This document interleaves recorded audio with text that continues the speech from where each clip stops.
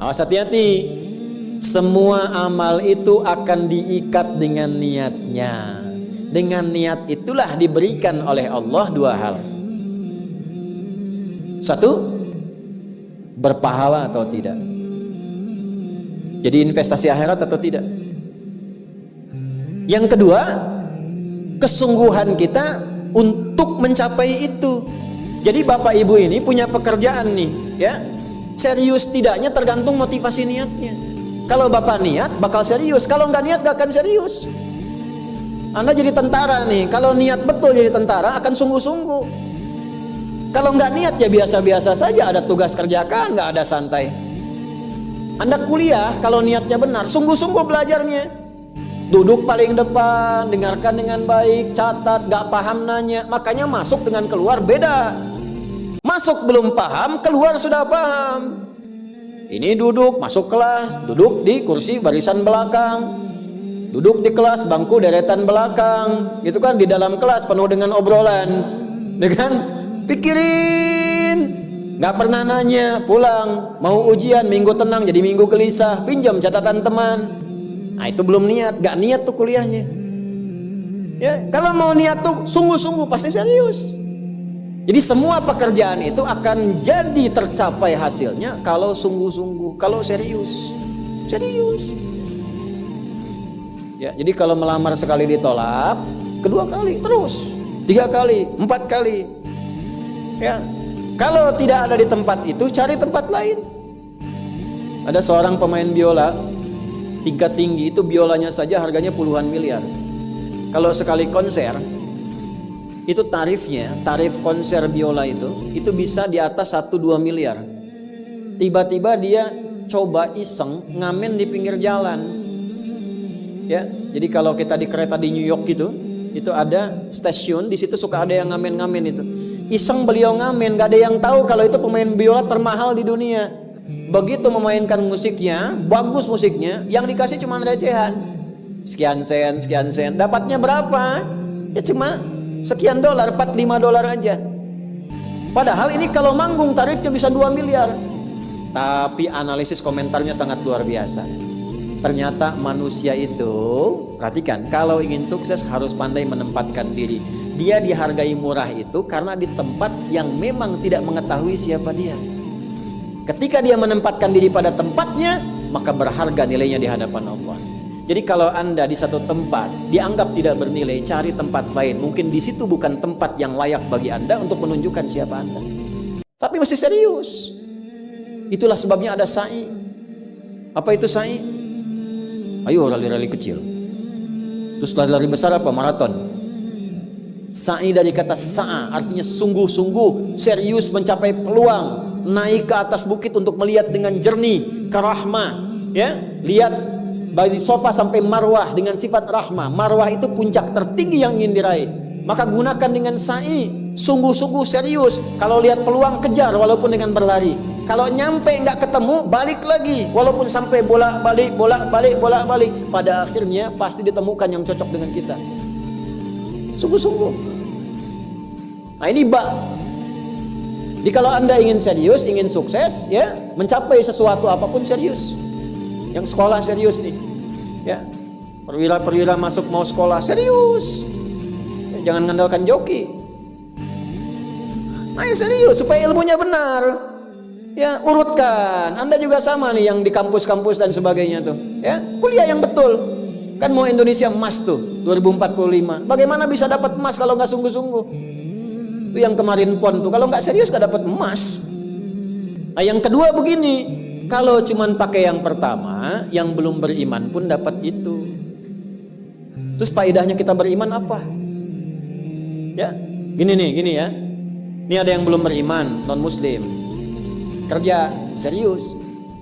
Anda sudah beriman, kerja serius juga, sama-sama serius, dua-duanya sukses. Lalu manfaat imannya apa? Tuh. Jadi untuk menjawab pertanyaan begini, Pak, abdi teh muslim, nah non muslim teh biasa sukses kaya, abdi teh kaya. Saya sholat tapi nggak kaya-kaya. Nah itu pertanyaan yang salah. Supaya kaya itu penyebabnya bukan sholat, tapi serius, sungguh-sungguh. Kalau sungguh-sungguh kerja, sukses. Sungguh-sungguh belajar, sukses. Sholat itu, nah ini mendampingi kesuksesan dengan keberkahan. Kalau ingin berkah, sholat. Ingin nyaman, sholat. Sholat mendesain kesuksesan itu melahirkan falah, kebahagiaan yang mendamaikan. Makanya falah dalam bahasa Inggris definisinya success and happiness. Sukses dan bahagia. Balik ke sini, ke hadis tadi. Lalu apa manfaatnya di situ huruf ba itu? Niat itu apa? Merubah rutinitas menjadi ibadah. Ini yang mahal. Nih Pak, gini Pak ya. Bu. Ini apa Bu? Gelas. Isinya air. Fungsi air itu menghilangkan haus. Caranya minum. Tiap hari kita itu minum. Sesuatu yang dilakukan terus-menerus namanya rutin. Disifati jadi rutinitas. Minum itu rutinitas. Tidak minum bahaya buat ginjal. Minum kita. Tapi yang kedua begini, gimana caranya rutinitas itu jadi ibadah? Oh, minum tapi jadi ibadah. Apa fungsinya ibadah? Supaya dapat bekal. Bekal buat apa? Bekal buat pindah. Pindah kemana? Pindah ke alam baru ketika meninggalkan dunia. Siapa yang akan hidup selamanya di dunia? Ayo angkat tangan. Gak ada. Orang terkuat di muka bumi Firaun. Jaringannya luas, tentaranya banyak, hartanya melimpah, supportnya tinggi. Tapi se-Firaun-Firaunnya tewas juga. Selesai. Nah, artinya apa? Kita akan meninggalkan ini karena kehidupannya sementara. Karena itu bagi orang yang sudah meninggalkan dunia, disebut diumumkan telah meninggal dunia. Nah kita punya iman kalau meninggal pindah kemana? Kan ditanya. Akal kita kan bertanya, ini pindah meninggal dunia, meninggalkan dunia pergi kemana? Kan belum pernah ada yang punya pengalaman ke situ balik lagi. Wah, abdi tadi kadinya wih doi, enggak ada. Ya, harus terjawab. Kalau tidak terjawab bingung kita ini. Harus terjawab. Yang bisa jawab itu siapa? Yang menciptakan kita.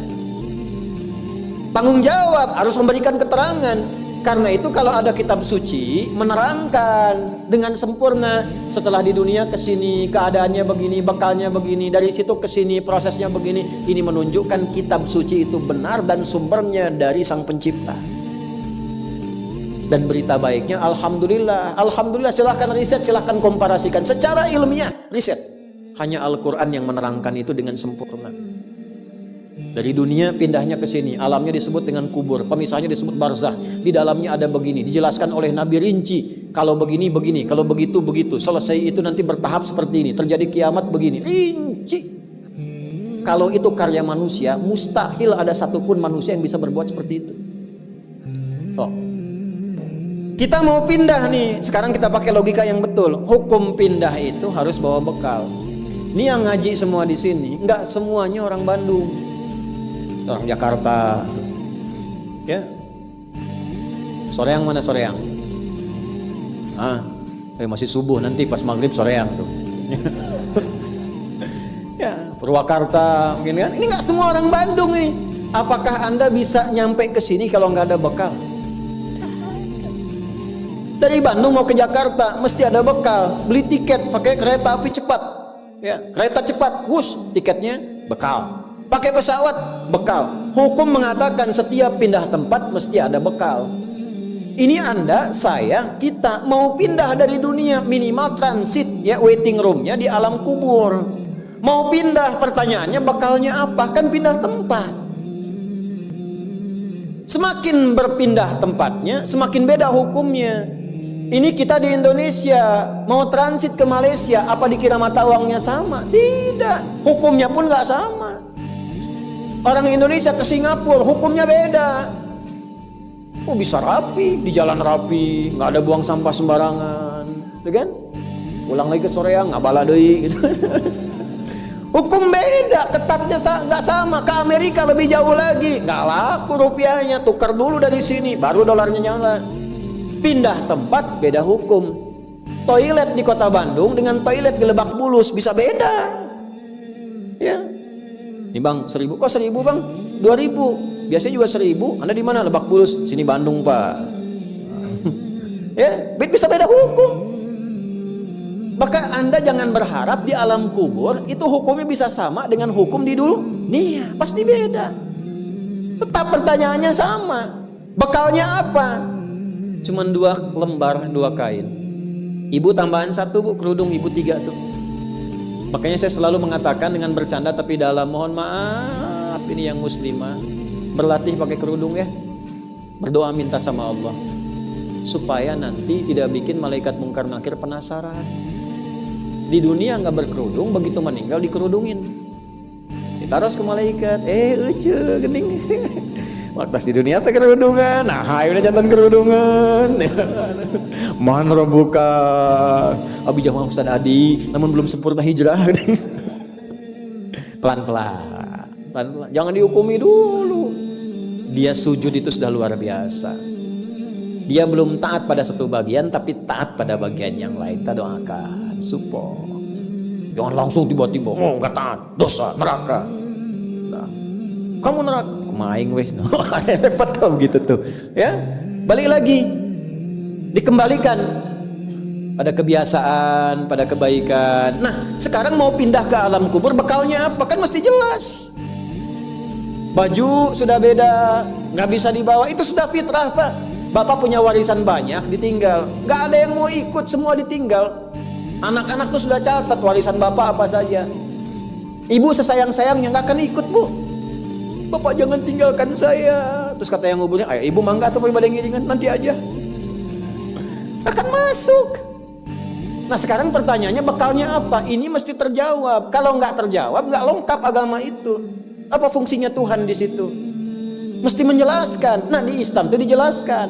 Bekal yang kita bawa pulang meninggalkan dunia itu, itulah yang disebut ibadah.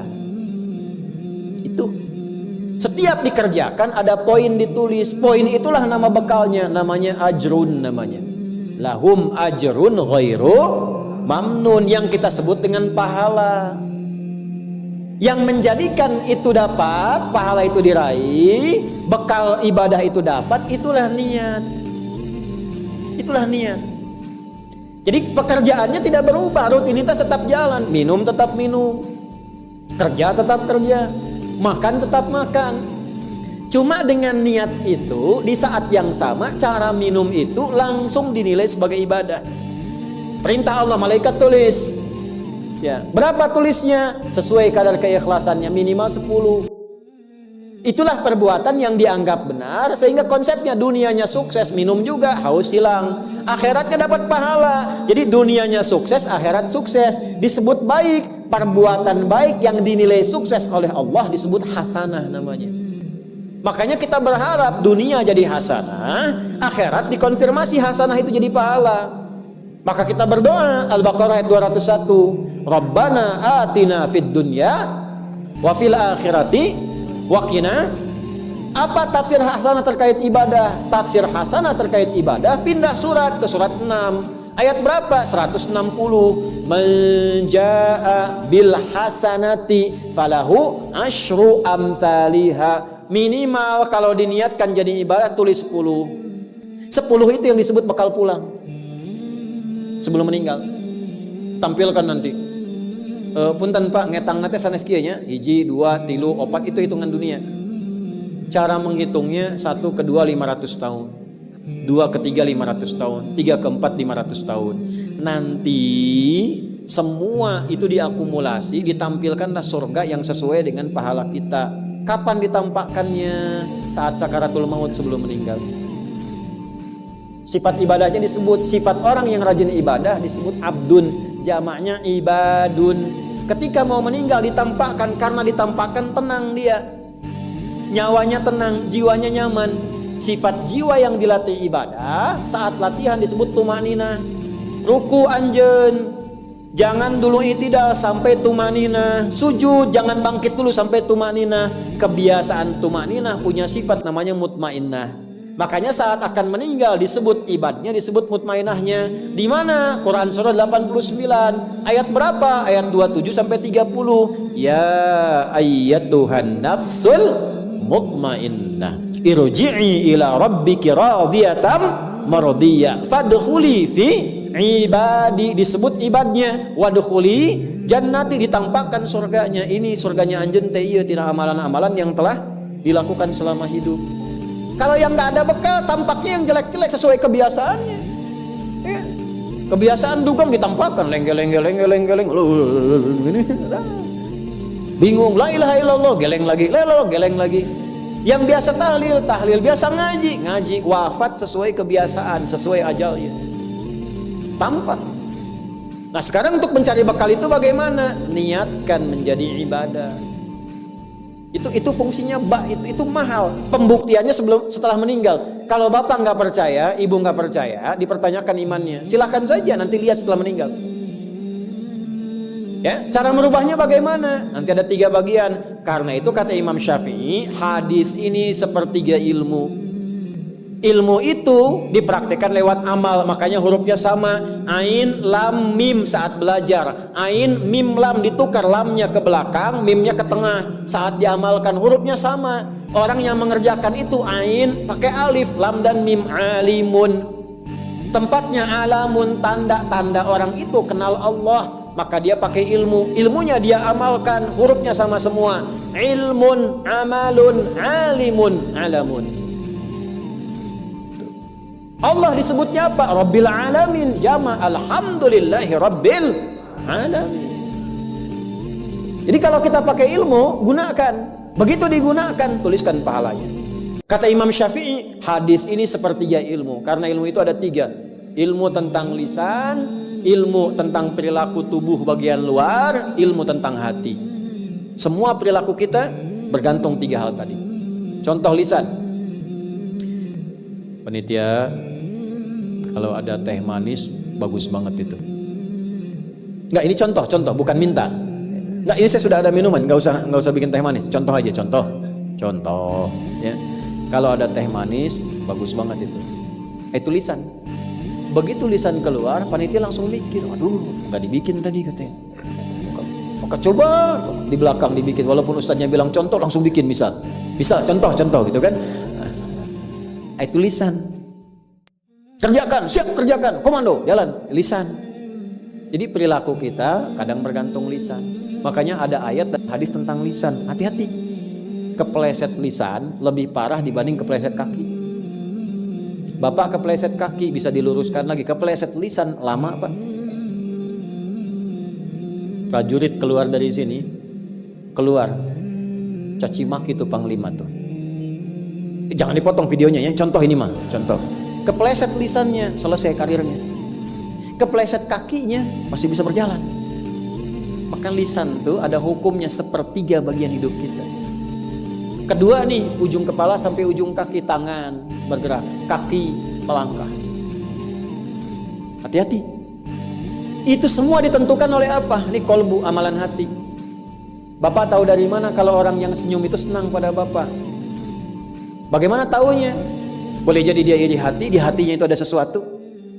Nah, karena manusia bertindak dari 3 bagian ini, maka Imam Syafi'i mengatakan, inilah hadis sepertiga ilmu. Kalau paham hadis ini, sepertiga kehidupan kita tuh hatam. Kuncinya apa? Niatkan semua hal itu menjadi bagian ibadah, maka pekerjaannya berkah, akhiratnya dapat.